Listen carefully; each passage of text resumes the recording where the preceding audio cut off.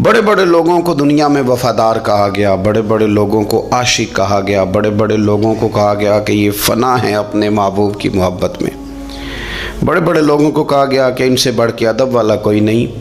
लेकिन तारीख़ लिखने वाले और कौमों के हालात कलम बंद करने वाले और लोगों को अदब का, इश्क का, वफ़ा का पैगाम देने वाले जब भी कलम उठाते हैं ना और वफ़ा की वो हद तक जाने लगते हैं तो उन्हें सबसे पहले जो नाम नज़र आता है वो हज़रत अबू बकर सिद्दीक़ का है। वफ़ा भी ख़त्म है, अदब भी ख़त्म है, इश्क भी ख़त्म है। कोई दुनिया की तारीख़ जिसमें अदब लिखा जाएगा वो मोहताज रहेगी कि उसे खैरात सिर्फ हज़रत सिद्दीक़ अकबर के दरवाज़े से मिलेगी। वफ़ादारी हो, अदब हो, इश्क हो, जानिसारी हो। ये लोग बड़ा कुछ देख दाग के चलते हैं, लेकिन इकबाल जैसे लोग कहने लगे जिस बंदे ने ख़त्म कर दी है ना बात, ख़त्म बस कर दी कि इससे आगे हमारी कायनात ख़त्म हो जाती है, बस वो जनाब सिद्दीक़ अकबर की ज़ात है।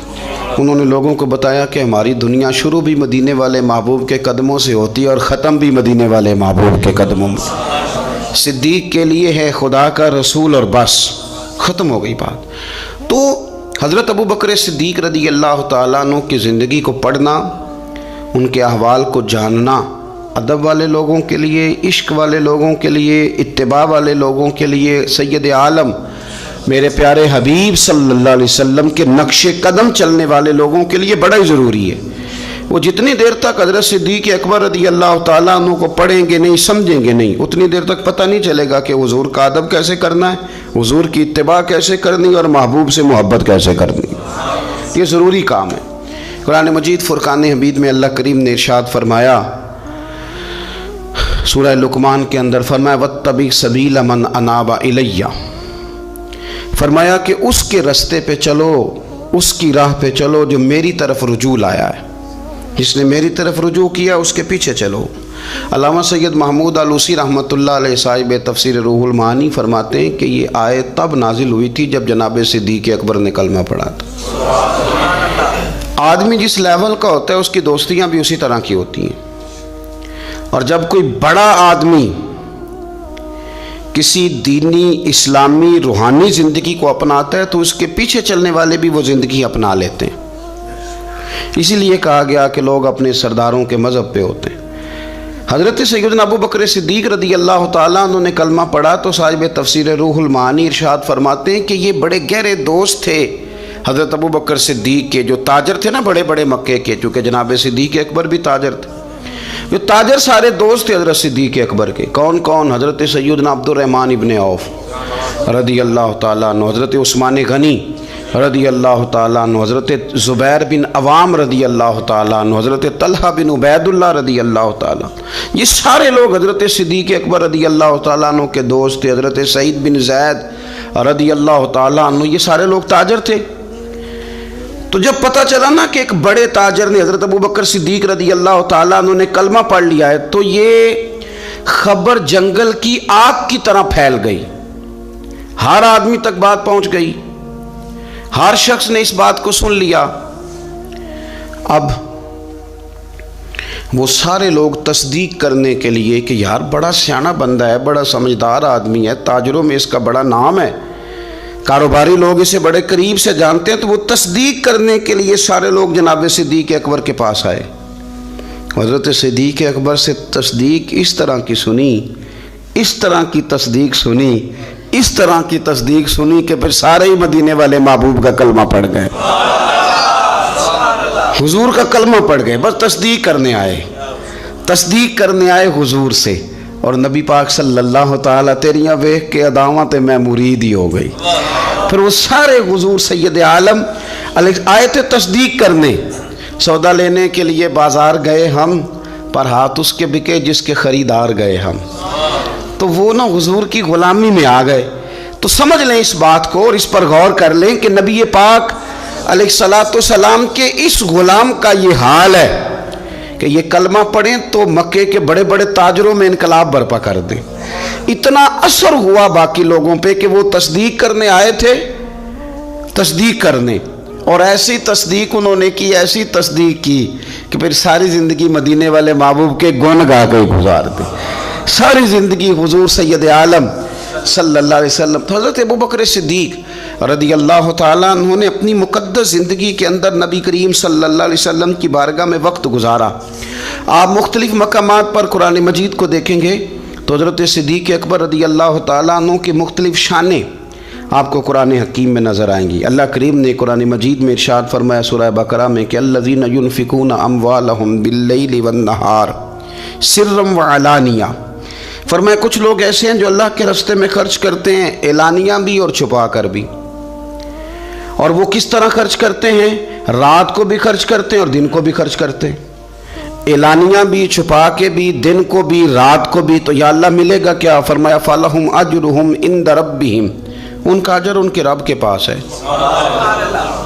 وہ اللہ کے پاس ہے اور راز ہے، ان کا اجر ان کے رب کے پاس ہے، ان پر نہ کوئی خوف ہوگا نہ وہ غمگین ہوں گے۔ یہ وہ لوگ ہیں جو رات کو بھی خرچ کرتے ہیں، دن کو بھی خرچ کرتے ہیں، اعلانیہ بھی خرچ کرتے ہیں، چھپا کے بھی خرچ کرتے ہیں۔ تفسیر روح المعانی ہی کو آپ دیکھ لیں تو علامہ سید محمود آلوسی اندلسی رحمۃ اللہ علیہ فرماتے ہیں کہ حضرت صدیق اکبر کا ایک دفعہ خرچ تو ہمیشہ کرتے رہتے تھے، ایک دفعہ ارادہ بن گیا، اس آیت کے شان نزول میں لکھتے ہیں ایک دفعہ ارادہ بن گیا کہ میں نے 40,000 دینار خرچ کرنے اللہ کی بارگاہ، اور کرنے اس طرح ہے کہ دن کو بھی خرچ کرنے، اور اگر کوئی آدمی رات کو لینا چاہے تو اسے یہ نہ محسوس ہو کہ یہ تو صرف اجالے میں دینے والے ہیں، اگر کوئی رات کی تنہائی میں لینے آئے گا تو اسے بھی دیں گے، خرچ کریں گے اللہ کے راستے میں۔ اور 10,000 دینار، 40,000 کل دینے تھے، 10 خرچ کیے دن کو، 10 خرچ کیے رات کو، 10 اس وقت خرچ کیے جب ساری دنیا اعلان ہوتا ہے نا چندے کا تو سارے دے رہے ہوتے ہیں، 10 اس وقت خرچ کر دیا 10,000 دینار، اور پھر 10 چھپا کے خرچ کیا، 10 چھپا کے بھی خرچ کیا، یعنی اس وقت بیچ مجمع کے بھی دینا بعض اوقات بہتر ہوتا ہے کہ دوسروں کو بھی رغبت ہوتی ہے، کیونکہ ایک بندہ اگر کہیں خرچ کرتا ہے تو پھر دوسرے بھی دیکھ کے خرچ کرتے ہیں۔ تو جب سب دے رہے تھے تب بھی دیا، اور جب کوئی نہیں دے رہا تھا تو تب بھی دیا، اور دن کو بھی دیا اور رات کو بھی دیا، تو رب کریم نے پھر اس کا ذکر قرآن مجید میں فرما دیا۔ تو حضرت ابوبکر صدیق رضی اللہ تعالیٰ عنہ کی حیات مبارکہ کو آپ پڑھیں، اس پر آپ غور کریں تو ایک مقام نہیں درجنوں مقامات آپ کو ایسے ملیں گے۔ اسی طرح امام فخر الدین رازی رحمۃ اللہ علیہ تفسیر کبیر میں فرماتے ہیں کہ یہ جو آیت ہے نا ان الذین قالوا ربنا اللہ ثم استقاموا تتنزل علیہم الملائکہ، بے شک وہ لوگ جنہوں نے کہا کہ ہمارا رب اللہ ہے پھر وہ اس پر قائم ہو گئے تو ان پر فرشتے اترتے ہیں، اور فرشتے کیا کہتے ہیں؟ اللہ تخافوا ولا تحزنوا، خبردار خوف نہ کرو، غم نہ کھاؤ، وَأَبْشِرُوا بِالْجَنَّةِ الَّتِي كُنْتُمْ تُوعَدُونَ، اور خوش ہو جاؤ اس جنت پر، تمہیں خوشخبری دینے آئے ہیں اس جنت کی جس کا رب نے تمہارے ساتھ وعدہ کیا ہے۔ تو امام راضی کہتے ہیں یہ جو کہا نا کہ وہ لوگ جنہوں نے کہا اللہ ہمارا رب ہے پھر وہ ڈٹ گئے، پھر ان پر فرشتے اترے اور فرشتے خوشخبری دینے کے لیے اترے، فرمایا یہ بھی حضرت ابوبکر صدیق کی شان میں نازل ہوئی ہے۔ اس لیے کہ حضرت صدیق اکبر نے اس وقت کلمہ پڑھا تھا جب کوئی اور کلمہ نہیں پڑھتا تھا، پہلے مسلمان حضرت صدیق اکبر آزاد مردوں میں سے پہلے مسلمان، آپ نے کلمہ پڑھا، رش دیکھ کے تو بھائی عام جگہ پہ بھی بڑے لوگ آ جاتے ہیں، لیکن تنہائیوں میں ابتدا میں بالکل شروع میں جس ہستی نے صرف جلوہ والضحیٰ دیکھا، آج لوگ بڑے جمہوریت پسند ہیں کہ ساری دنیا جدھر جائے گی ہم نے ادھر جانا ہے، جدھر رش زیادہ ہوگا اس وقت ہم چلیں گے، لیکن حضرت ابوبکر صدیق رضی اللہ تعالیٰ عنہ اس وقت کلمہ پڑھا جب اسلام پر تنہائیاں تھیں، غربتوں کا دور تھا، انہوں نے یہ نہیں دیکھا کہ ساری دنیا کدھر ہے، انہوں نے یہ دیکھا کہ میرے محبوب کی رضا کدھر ہے، اور پھر اس پر انہوں نے تکلیفیں برداشت کی، تکلیفیں پلیٹ میں رکھ کے نہیں غلامی مل جایا کرتی، تکلیفیں برداشت کی، مار بھی کھائی، مال بھی دیا، تکلیف بھی سہی، تانے بھی سہے، باتیں بھی سنی، قبیلے کے اندر سے بھی مخالفت ہوئی، باہر سے بھی مخالفت ہوئی، وہ ڈٹے رہے۔ تو رب فرماتے جب یہ ڈٹ گئے نا تو پھر میں نے بھی ان کی مدد کے لیے فرشتے نازل کر دیے، پھر اللہ تبارک و تعالیٰ نے انہیں کوئی لاوارث نہیں چھوڑا، پھر ان کی مدد اللہ نے اپنے فضل سے فرمائی۔ تو حضرت صدیق اکبر رضی اللہ تعالیٰ عنہ کی مقدس حیات مبارکہ، اس پر بے شمار فضائل میں آپ کو احادیث ملیں گی، بے شمار آپ کو آیات بینات ملیں گی۔ سمجھنے کی چیز یہ ہے کہ ان کی زندگی کو دیکھا جائے، پڑھا جائے۔ میں نے بڑا غور کیا ہے، جتنا کو میرا محدود سا مطالعہ ہے، جتنا کو میں فہم اور علم رکھتا ہوں، میں نے بڑا غور کیا ہے اور بڑی باریکی سے کیا ہے، اور ان کی زندگی کے شب و روز کو بار بار پڑھا ہے۔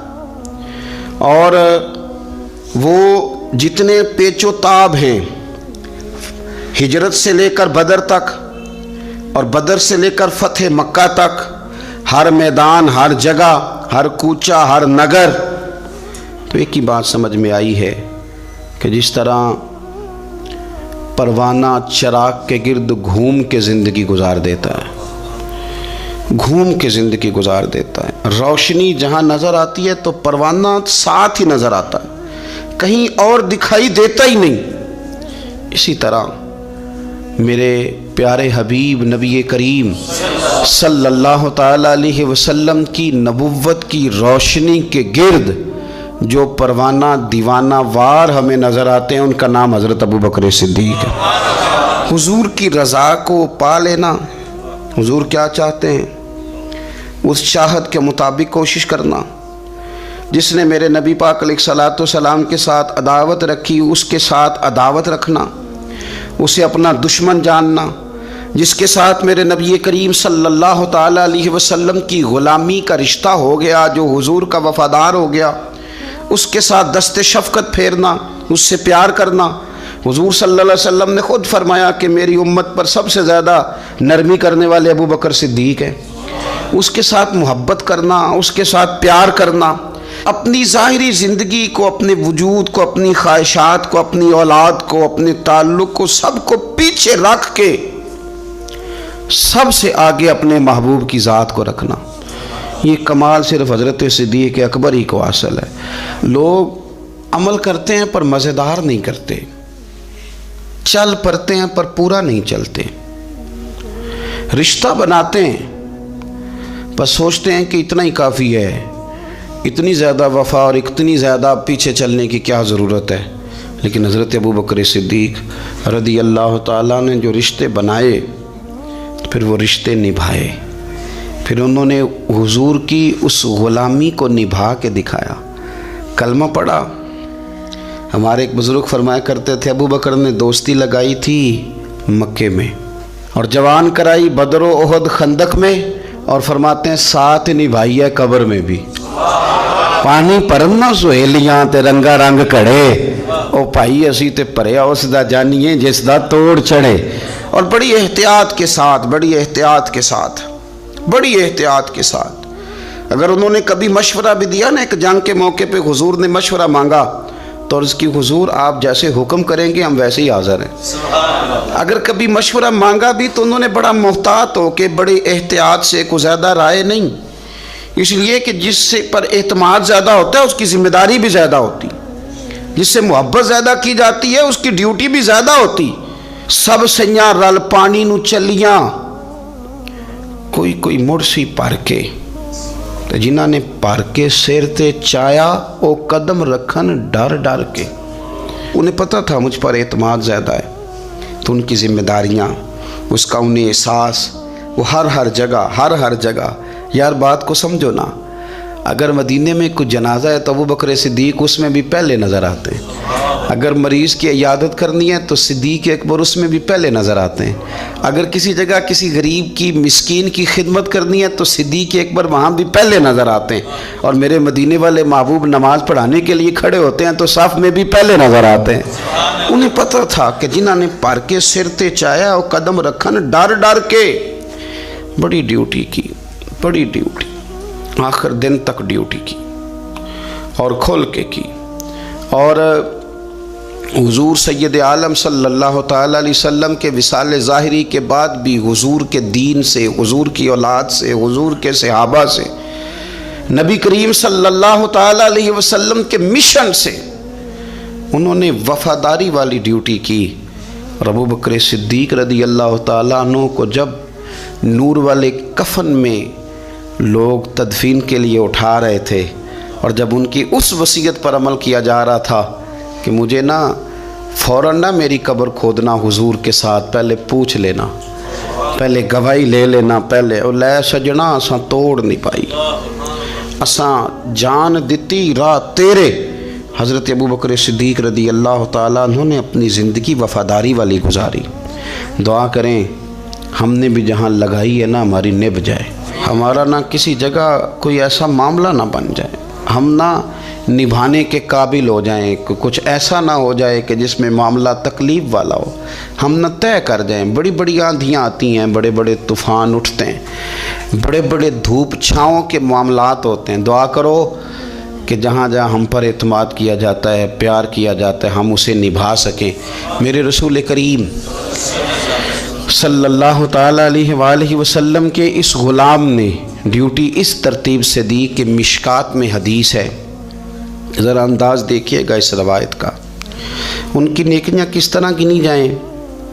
یعنی حضرت ابو بکر صدیق رضی اللہ تعالیٰ عنہ کی عظمت شروع کہاں سے کی جائے، اس عظمت کے لیے عنوان کہاں باندھا جائے، ان کی زندگی کا کون سا پہلو ہے جس کا تذکرہ چھیڑا جائے، اور ان کی وفا کا ذکر کیا جائے، ان کی اتباع کا ذکر کیا جائے، ان کی غلامی کا ذکر کیا جائے، ان کے فنا فی الرسول صلی اللہ علیہ وسلم ہونے کا ذکر کیا جائے، کہاں سے بات شروع کی جائے۔ میں نے تفسیر روح البیان دیکھ رہا تھا، یعنی کچھ باتیں ایسی ہیں کہ یہ موقع نہیں تھا یار، یہاں یہ والی باتیں تو نہیں نہ ہوتی۔ یعنی اماں جب لاڈ سے پتر سے بات کرتی ہے تو روٹین میں کرتی ہے نا، گھر میں بیٹھے کتنا پیارا ہے میرا بیٹا، میرا پتر بڑا بیبا ہے، وہ گھر میں لاڈ سے بات کرتی ہے۔ جب وہ سفر پہ انسان جا رہا ہو یا کوئی ایمرجنسی حالات ہوں تو اس موقع پر لاڈ کی باتیں نہیں ہوتی، اس موقع پر بڑی میٹھی، بڑی شستہ، بڑی الگ تھلگ باتیں نہیں ہوتی۔ علامہ اسماعیل حقی رحمۃ اللہ علیہ تفسیر روح البیان کے اندر فرماتے ہیں کہ جنگ بدر کے اندر حضرت ابو بکر صدیق رضی اللہ تعالیٰ عنہ کے صاحبزادے، وہ پہلے بھی آپ نے سنا ہوا ہے، بڑی معروف بات ہے کہ وہ کافروں کی طرف سے آئے تھے لڑنے کے لیے، ابھی کلمہ نہیں پڑھتے تھے، بعد میں اللہ نے توفیق دی وہ بھی مسلمان ہو گئے۔ وہ کافروں کی طرف سے جب آئے اور انہوں نے للکارا انہوں نے، تو حضرت صدیق اکبر نے جلدی سے تلوار اٹھائی اور اٹھنے لگے، کہا یا رسول اللہ مجھے اجازت دیں میں اس کی گردن کاٹ کے لاؤں۔ تو حضور نے فرمایا ابو بکر آپ بیٹھ جائیے۔ حضور وہ للکار رہے ہیں، جس طرح والد کو غصہ زیادہ نہیں ہوتا بچے کی کسی غلطی پر، تو کہا حضور میں نے جانا ہے، ابھی اس کی گردن کاٹ کے لاتا ہوں۔ فرمایا ابو بکر بیٹھ جائیے۔ حضرت صدیق اکبر کی طبیعت کے اندر جب حضور نے وہ جلال دیکھا اور خیال دیکھا کہ اب تو یہ جانا ہی چاہ رہے ہیں، تو حضور نے پھر کیا انداز اختیار کیا، نبی کریم علیہ السلام نے فرمایا ابو بکر بیٹھ جا، تیری ابھی بڑی ضرورت ہے، فرمایا تیری وجہ سے ابھی ہم نے بڑے نفع اٹھانے۔ اور پھر حضور نے فرمایا ابو بکر جس طرح میرے لیے میری آنکھیں اور میرے کان ہیں نا، جس طرح میرے لیے میری آنکھیں اور میرے کان ہیں، اسی طرح ابو بکر تو بھی میرے لیے یہی حیثیت رکھتا ہے۔ جس طرح بندہ آنکھوں سے دیکھتا ہے، کانوں سے سنتا ہے، اللہ کرے آپ کو سمجھ آئے، آنکھوں سے دیکھتا ہے اور کانوں سے سنتا ہے، فرمایا ابو بکر تو میرے لیے اسی طرح ہی ہے، گویا میں تیری صورت میں ہی تو دنیا کو دیکھتا ہوں۔ تو عشق میں، پیار میں، وارفتگی میں جو اللہ تعالیٰ نے اعزاز انہیں عطا فرمایا، وہ ہمیں سکھا گئے کہ حضور کی محبت میں جینا کیسا ہے، اس محبت کو نبھانا کیسے ہے، اور اس کے اندر تا دم آخری کس طرح کر کے وقت گزارنا ہے۔ بس شرط یہ ہے کہ سیکھیں، ان سے سیکھیں۔ جنہوں نے آج تک فیصلہ نہیں نہ کیا کہ وہ کیا ہیں، وہ دیندار ہیں کہ دنیا دار ہیں، وہ شہری تو ہو کے جینا چاہتے ہیں کہ دیہات کے کلچر میں بسنا چاہتے ہیں، وہ طریقت کے راہ کے مسافر ہیں کہ وہ کوئی سیاست۔ جنہوں نے آج تک فیصلہ نہیں نہ کیا، تو جو فیصلہ نہیں کر سکے وہ نتیجہ کب حاصل کریں گے؟ ہم فیصلہ نہیں کر پاتے ساری زندگی، ہمیں پتہ ہی نہیں ہوتا دراصل ہم کیا ہیں۔ بس زندگی میں جن لوگوں نے فیصلہ کر لیا ہوا ہے نا کہ ہم کیا ہیں، ہم درویش ہیں، فقیر ہیں، صوفی ہیں، ہم دنیا دار ہیں، ہم مال و دولت والے ہیں، ہم سخی ہیں، ہم متقی پرہیزگار ہیں، عبادت کیا ہیں ہم، جنہوں نے فیصلہ کر لیا ہے نا، پھر ان کا سفر بھی شروع ہو گیا۔ ان کا سفر بھی شروع ہو گیا. جب سفر شروع ہو جائے تو پھر کبھی نہ کبھی منزل بھی آ ہی جایا کرتی ہے، لیکن انہوں نے ابھی تک فیصلہ ہی نہیں کیا تو وہ کس طرح کر کے منزل تک پہنچیں گے. دعا یہ ہے کہ اللہ تعالی ہمیں حضرت ابوبکر صدیق رضی اللہ تعالیٰ عنہ کے طریقوں پر چلنے کی توفیق عطا فرمائے. اللہ ہمیں ان کے رستوں کا مسافر بنائے، ان کی وفاداری، ان کا عشق، ان کی غلامی کے اللہ ہمیں خیرات عطا فرمائے. آخر دعوانا ان الحمد للہ رب العالمین.